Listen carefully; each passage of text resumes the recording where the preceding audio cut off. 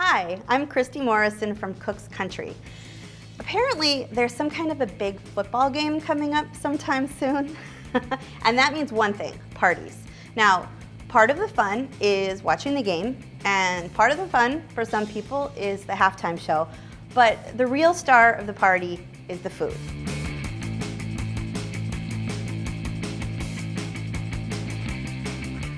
Now let's not kid ourselves. Nobody comes to your party for the vegetable tray. It's great to have, you want that to be part of your spread, but people want fun, snacky type foods. Usually that aren't that good for you, but it's a fun day, it's a game, and you're back to work the next day. So I'm making some ham and cheese football sandwiches, which are essentially little ham and cheese sliders. So I have a 12-pack of just regular dinner rolls that you find in the bread aisle, and I've cut them all in half, and I put the bottoms in a 13 by 9 inch baking dish because this is going to go in the oven in a little bit. I've got about 4 tablespoons of yellow mustard, so I'm just going to spread the bottoms of the sandwiches with some of the mustard. Seems so easy that even I can do it. You could absolutely do this, Connor. Now, if you want to go in and make sure that you have the sandwiches from edge to edge with your mustard, you absolutely go and do that. No one's going to know. Now, you can't have a ham and cheese sandwich without ham and cheese. So I have about 8 ounces, so half a pound of each. I've got some Black Forest ham and some Swiss cheese. So what I did was I just took the ham slice and I folded it into thirds, and then I folded those over. So I've got a nice little ham packet to put on the sandwiches. And it's definitely assembly line.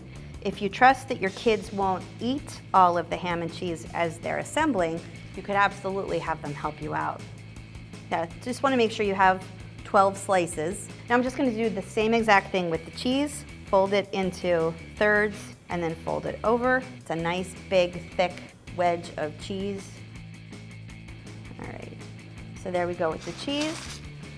Now I'm just going to sprinkle a little pepper, and there's no measured amount, just a little pepper to give it a little kick.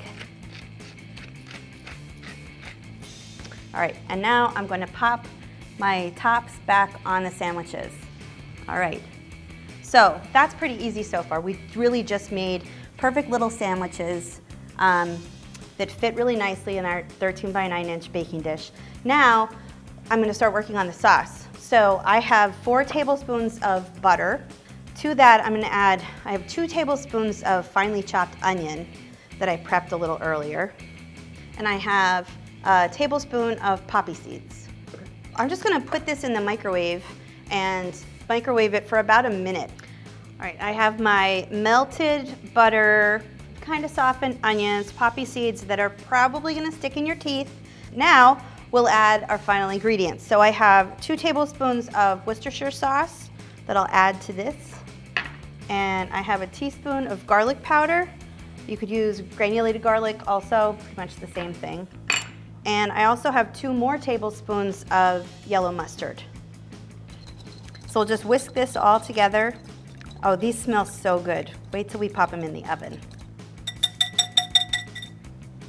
All right, so now I'm going to brush this all over my sandwiches. Tops, sides, get in all around. There's quite a bit of sauce here. Imperative that you get the sauce on all those mixes. Oh, absolutely. I feel like Bob Ross. My happy little poppy seeds. There you go. Happy little ham sandwiches. I'm like Bob Ross crossed with Jackson Pollock. I'm going to cover this with some aluminum foil.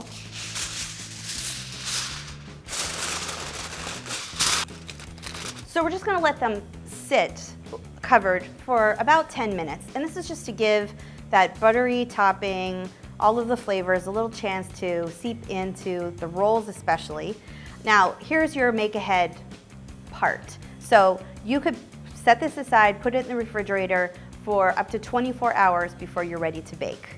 So assembled, brushed, covered, ready to go.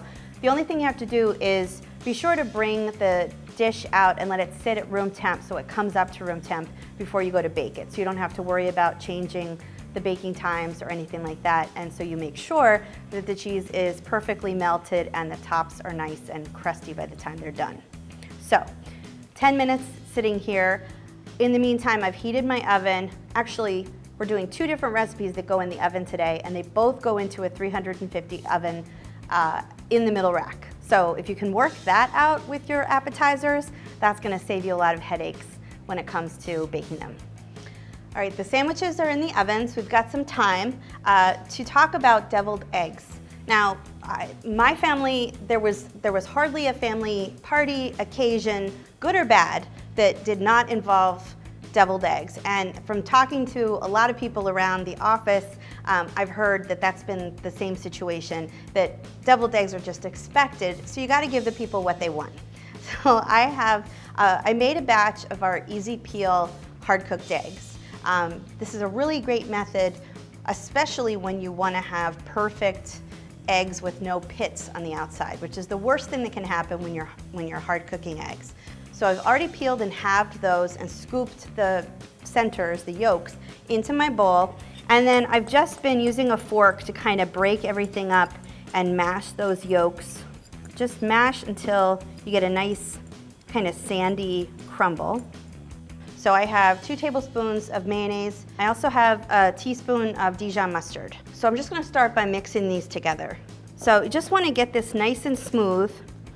So use your spatula and keep pressing it against the side of the bowl for a minute or 2 until you get it nice and smooth. These deviled eggs are going to be bacon and chive. So I cooked 2 slices of bacon, and I have a tablespoon of the reserved fat that I'm gonna add to the mix. I also have 2 teaspoons of distilled white vinegar, 1/8 of a teaspoon of salt, and I've got a pinch of cayenne in there. And then I also have a tablespoon of minced chives. So that's gonna give us a little freshness and some color. So we'll work this in. That extra moisture is gonna loosen this up a little bit more. Then I'm gonna take about 3/4 of the bacon that I chopped, and we'll add that to the mix now, but I wanna leave about 1/4 so I can use that to garnish once I've filled the eggs. Now that the filling's all done, we've gotta get it into the eggs. So I'm just gonna pipe and let go. So we're not gonna put a ton in each. So those look really good. Clean off any unsightly edges. And then if you wanted to make these ahead of time, like I said, you could make the filling and leave the white separate, store them that way overnight. You could go ahead and pipe them all just like we did. I would cover them maybe with the base of like a Tupperware container, something that's not gonna smush them. So I'll just add a little bit of bacon. See how it just sort of like cozies into those nooks and crannies from the star tip? Yeah, so there we have our deviled eggs. Oh, I wish the camera could capture smells right now. Now we're gonna pop this back in uncovered and let it go another 7 to 9 minutes till the cheese is fully melted and the tops, which are very soft and squishy right now because it's been like a steam oven in there, we want them to get a little bit firm and ever so slightly, getting a little bit of a crust on the top. So 7 to 9 more minutes in the oven. Okay, so, oh my goodness, I don't think you can hear it, but it's making this slight sizzling sound right now. And that combined with the smell is just making this look really good to me. So you can see that the cheese has melted. It's kind of dripping down a little bit on the side. The tops, I can't really make an indentation anymore with my fingers, so they've gotten nice and firm now. So we'll just set these aside because this is molten lava hot right now. You would totally burn your mouth, burn your tongue, and that's not a fun party. So we'll let these sit for about 10 minutes before we'd be ready to serve these. In the meantime, we can start on our third and final appetizer. You can't go wrong at a party with a big bowl of hot dip.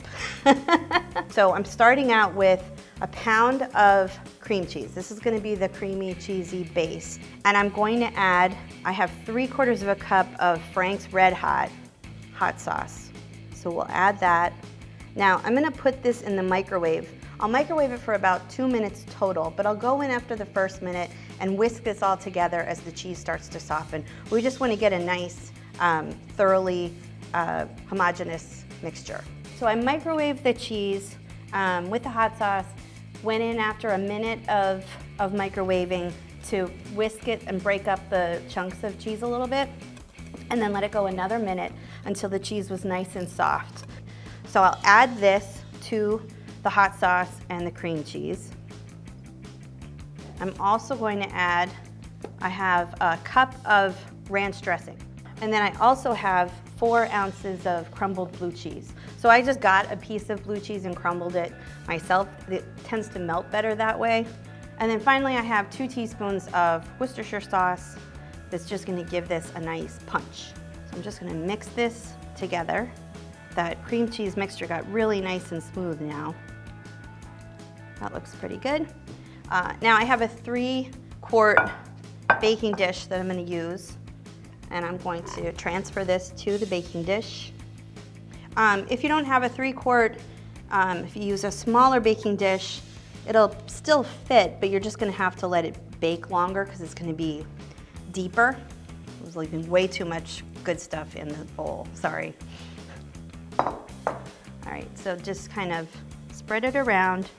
So this is ready to go into the oven. I'm gonna bake this for 10 minutes. Then we'll go in and kind of give it a good stir, and then I'll top it with 4 ounces or a cup of sharp cheddar cheese. All right, so it's been 10 minutes in the oven right now.